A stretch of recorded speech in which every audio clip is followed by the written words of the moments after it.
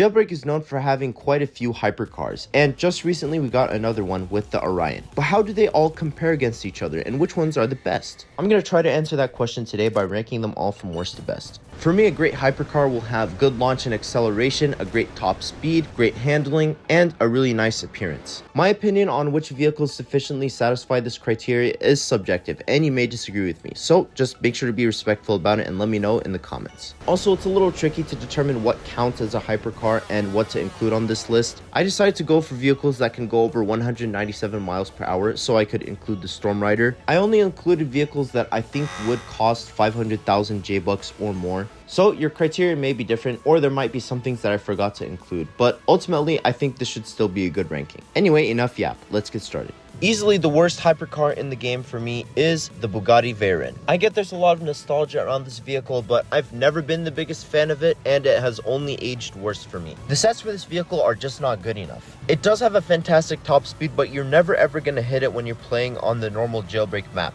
The launch and acceleration is so sluggish that this vehicle is no match for vehicles like the Roadster that can easily catch up to it. I also am not the biggest fan of the look. It's not the ugliest vehicle in the game to me, but it is really outdated and does not do the IRL version justice. I get it's a nostalgic car for a lot of you, but for me the nostalgia isn't enough to overcome the weaknesses. Then there's the Macaron. This Bugatti has similar issues to the Veyron. The launch and acceleration isn't good enough for me, though it does have a really good top speed. However, I'm elevating this one above the Veyron purely due to the looks. I think this is a beautiful looking vehicle. I love the design of the headlights in particular. It also has a nice touch with the animated spoiler. However, this is a car that I really don't use at all because it is very impractical for the game.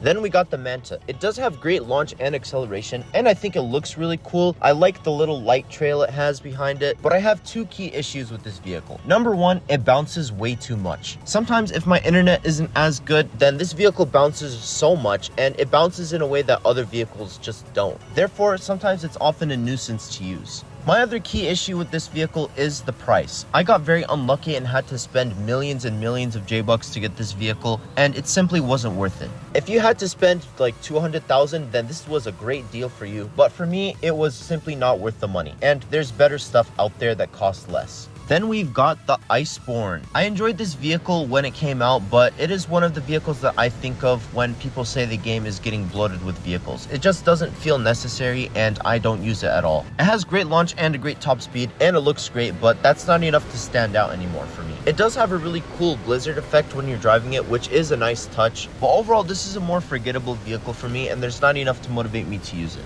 Up next is the Airtail. This is a pretty solid 3-seater vehicle if you're playing with a couple other friends. The launch isn't the best, but it's still quite solid. For a while, this was basically the M12 Molten, but for teams. However, I felt this vehicle got obsolete once they added in the concept car, and now I exclusively use the concept car over the Airtail when I'm playing with more people. The Airtail is still a great car on its own merits, but it's not enough to stand out for me, and this is also a vehicle that has gotten pretty forgotten by me. I don't think I've used it in years. Up next is the Proto 08. This was a fantastic season prize all the way back in season 14. This is basically a better looking roadster, but this is also one that doesn't really stand out to me because it is limited by its lackluster top speed, and there's now vehicles that have great acceleration and great top speed together. I also initially disliked this vehicle because it would pothole a lot, so that discouraged me from using it. Now I think the potholing has been fixed, but I still don't have much motivation to use it. Up next is the most desired Jailbreak vehicle of all time, the Torpedo. I personally find this vehicle very overrated, but there's still stuff to like about it. It has a great top speed, and unlike the Veyron, you can actually get over 300 miles per hour pretty feasibly when you're playing the game. The acceleration is pretty good as well, but the key thing that holds it back for me is the appearance of the vehicle. I find this to be one of the ugliest vehicles in the game, and I've had this opinion ever since it was first added 7 years ago. The front half of the vehicle in particular looks really ugly in my opinion. It's really smooth and really weird, and there's a reason why people call this vehicle the soap bar. It's cool and I see why people want it, but in 2025 there's vehicles that I would prefer to use any day over this one.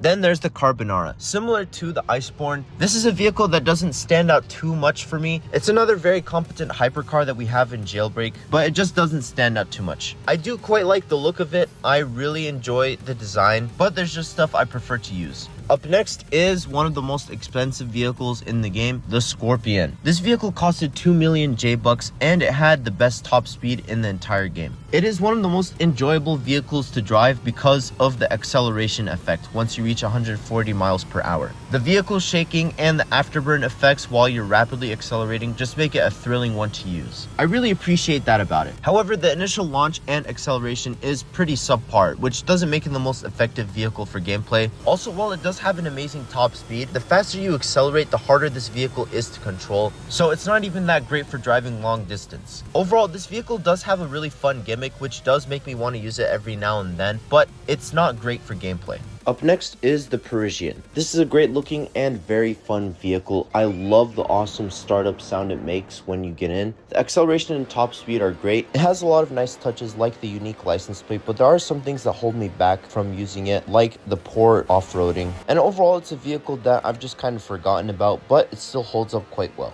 Then we have the latest jailbreak hypercar, the Orion. I made a full review of it if you want to check out my more in-depth thoughts. But to summarize, I think it's a great one. It looks really dope and I really like the effect when you get in the vehicle. The stats are fantastic and in particular, I really appreciate the handling. But a few things do hold it back for me, like the lack of customization potential and my legs sticking out of the bottom. It is a great car, but I don't think I'm going to remember or use it all that much just because there's so many hypercars in the game. Then we got the Roadster. The weakest aspect of this vehicle to me is the appearance. The design has gotten really basic. It's over 4 years old now. I think it needs another revamp, and that's the biggest thing that discourages me from using this vehicle. However, in terms of stats, it's awesome, as most of you know. It has amazing launch and acceleration, making this an amazing escape vehicle if you're trying to get away from cops, or an amazing vehicle for cops if you're trying to catch up to criminals. Overall, quite a good vehicle. In a similar vein, we have the Power One. This is also a vehicle that has gotten a bit forgotten by me, but it's still quite good. The design is absolutely beautiful and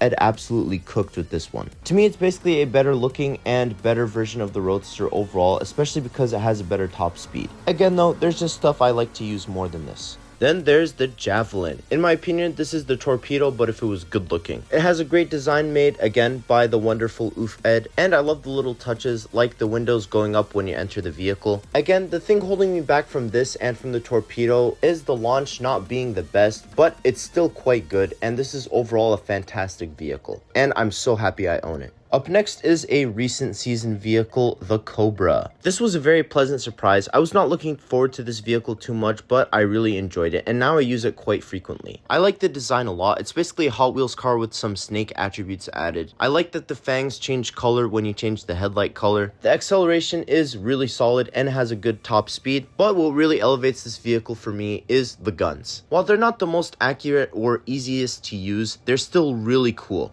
This is a great vehicle for the cop team, and I use it really frequently when I'm chasing criminals, as I'm able to easily disable their vehicles. Again, it does take some skill to properly aim it, and oftentimes criminals are able to get away. And since this vehicle doesn't have the best acceleration, it's sometimes hard to catch up to criminals once they escape from you, but it's still satisfying to shoot out cars, and it's very helpful if you're skilled enough. Kicking off the top 10, we have the Torero. This is one of the most fun vehicles to use in the game. It has amazing launch, and it's so fun to drive this vehicle around. It has a great top speed that you can reach pretty feasibly. It also has a great design as well, though there are some things that I don't love about it. I think its lack of pop-up headlights really hurts in comparison to other vehicles like the Wedge, which now has pop-up headlights. I also have been very frustrated by my avatar's legs sticking out of the bottom of this vehicle, which has been present in this game for 4 years now. Those ultimately are nitpicks, and this is still a fantastic vehicle. The reason it's at 10 on this list is just to show how good the vehicles are getting. Then we have the godfather of jailbreak creations itself, the M12 Molten. This vehicle still holds up remarkably well. The design, though a little outdated since it's almost 5 years old, still looks fantastic, and this vehicle really stands out amongst the others. It's overall fun to drive, and for some reason I really enjoy using rocket fuel with this one. The stats, though not the best in acceleration and top speed, are still incredibly competent. Overall, it's the very first community creation and still one of the best in my opinion. Then there's the Wedge. One thing I love about this vehicle is how the design is original. It takes a lot of attributes from several real vehicles and combines them together to make an absolutely beautiful vehicle. I love that it has functional pop-up headlights as well. The design overall is amazing, and I really like the exposed engine. The speed is great as well, though I'm not in love with the acceleration. It's still really good. This has become one of my most used vehicles in recent times. Overall, absolutely amazing. Following that up, we have the Snake. It's not the best in top speed, but what this vehicle really succeeds at is the handling. This is one of the best vehicles in the game in that category, which I really appreciate. It is so easy and so fun to control this vehicle when you're driving it around the map. I also think it looks fantastic, though again, like with the Orion, I'm displeased at how some of this vehicle stays black all the time. I also like the animated spoiler it has. Overall, a really enjoyable and useful one. Up next is the Storm Rider. When I need a roadster-esque vehicle, this is the one I always use, and it is one of my go-to vehicles for the cop team. The launch is ungodly. It is insane, and I love that so much about it. It is really easy to catch up to criminals in this vehicle, and I really like that. It also has a fantastic design. It takes a retro rally car approach, and it has functioning pop-ups, which is really fun. In my opinion, this is basically a great mixture of the Roadster and the Torero. The only thing that really holds this vehicle back for me is the top speed. It can't even go over 200 miles per hour. Therefore, it's not really that good for the criminal team, in my opinion, when I'm driving across the map. And if I'm engaged in a long chase with a criminal, if they're using a vehicle with a better top speed, they'll easily outrun me. The customization is great as well, and I like that you're able to basically get 3 body colors on it. Kicking off the top 5, we have the Aperture. It also has some of the best launch in the game, but it also adds an amazing top speed on top of that. This makes it a great vehicle for both teams, and overall I really enjoy it. I'm not super in love with the design, but it still overall looks good. I like the 3 lights at the back and how they have a little trail effect. It's an excellent vehicle. Then we've got the Chiron. I wasn't the biggest fan of this vehicle for quite a long time, but now I appreciate it more because the model looks so much better. And it's totally not also because I have an Easter egg on the steering wheel. Of course, the launch and acceleration is great, and it provides a lot of customization opportunities. But a key reason why this vehicle is so high is because it's such a great escape vehicle. It spawns right next to the jewelry store, and because of its proximity and its stats, it's really easy to escape and evade cops nearby. And of course, the top speed is great, and I can feasibly get to over 240 miles per hour on the map. It's a great vehicle for the criminal team and traveling around the map from robbery to robbery. However, it isn't my absolute favorite, and there are some things that hold it back for me. The acceleration isn't the greatest. It's still really good, but it's not amazing, which is one of the things that makes me not use it when I'm on the cop team. And the handling can be very annoying. This car slips a bit too much for my liking. Ultimately though, I still think it's a fantastic vehicle and one of my favorites in the game. Kicking off the top 3, we have the Bulleye. This is still my favorite season vehicle, and for a while it was my most used car other than the Volbike. It pairs great launch and acceleration with a great top speed that I could actually feasibly reach, and it has a great appearance. Though it is a little bit outdated, I still really appreciate it, and the customization is fantastic as well. I feel like if this vehicle came out today, then the second part of the body color would stay black the whole time. I'm really glad I can customize that. While I don't use it as much nowadays, I still really appreciate and enjoy it. For the penultimate spot in this ranking, we have the Successor. The only thing I don't love about it is the spawn point at the mansion. It can be a little hard to get to since the mansion isn't robbed as frequently as other places, but it's not that big of an issue, especially with all these limiteds, since if you're playing it this far, you probably already have the spawning garage game pass. It looks absolutely incredible, and I think this is one of my favorite looking vehicles in the game, and the stats are everything I want in a vehicle. It has great launch, acceleration, and great top speed, so this is the best of all possible worlds. This is a lovely vehicle, and I'm so happy to use it. But my favorite hypercar is still the concept car. It does have a steep price, and I know there are several things that other vehicles do better. For instance, I'm not in love with the handling of the concept car, but the key thing that really elevates this vehicle is that it seats 4 people. Because I'm a YouTuber, I'm lucky enough to be playing with multiple people whenever I'm doing my jailbreak gaming sessions. So if we're stranded somewhere, it is really nice to have a fast 4-seater with us. If you're more of a solo player, or if you're not able to play with as many people as me in general, it's totally reasonable for you to not like this vehicle nearly as much as me. However, this makes my jailbreak experience a lot better, and it meshes everything I like about vehicles all in one package. It looks great, though of course there are some things I don't like my feet sticking out of the bottom. The launch is fantastic, the acceleration is great, and the top speed is incredible. Put that all together, add a seating capacity of 4 people, and you have, in my opinion, one of the best vehicles in the game and the best hypercar in the game. And that's why it's my favorite. But that's gonna conclude my ranking of every hypercar in Jailbreak. Now I want to hear what you think. Which ones are your favorites and least favorites? Which ones do you most prefer to use when you're playing the game? Let me know all your thoughts in the comments. If you enjoyed this video, please make sure to like and subscribe and share ideas for future videos. Don't forget to use my code YouTubeNoobFreak at any Jailbreak ATM to get my tire. Join my Discord server and Roblox group linked in the description, and have a great rest of your day or night. Bye bye.